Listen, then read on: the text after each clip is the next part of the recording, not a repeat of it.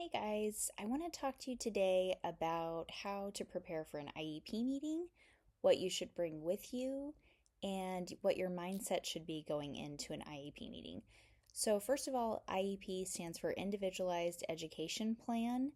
And if your child has a disability, perhaps in the school system, you're going to have an IEP plan or a 504, and I'll cover the differences in another video. But if you have either of those things, what you want to bring with you are your goals for your child. So I want you to sit down in advance before the meeting and plan out what your goals are for your child for that school year, what you'd like them to be able to do, what they need support with, etc.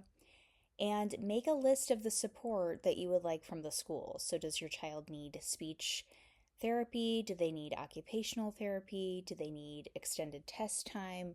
What do you feel your child needs? Think about those things before and bring that paperwork with you. You can also write out sample IEP or 504 goals and accommodations that you want in the plan, but go into the meeting with the knowledge that you are there to advocate for your child.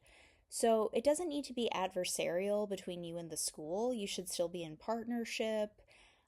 You don't need to assume that they don't want what's best for your child, but you are always going to know your child's best. You're going to be able to push the hardest, and that is your role as the parent, is to know what they need and then push for that from the school. So there are times, for example, when our daughter, prior to us homeschooling, needed occupational therapy, and I covered in a previous video that the school did not want to give it to her. They had one occupational therapist for many schools, and they just really didn't have the resources, but that's what she needed.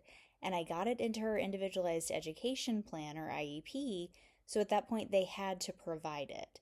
Even still, they weren't providing it. So I had to follow up constantly.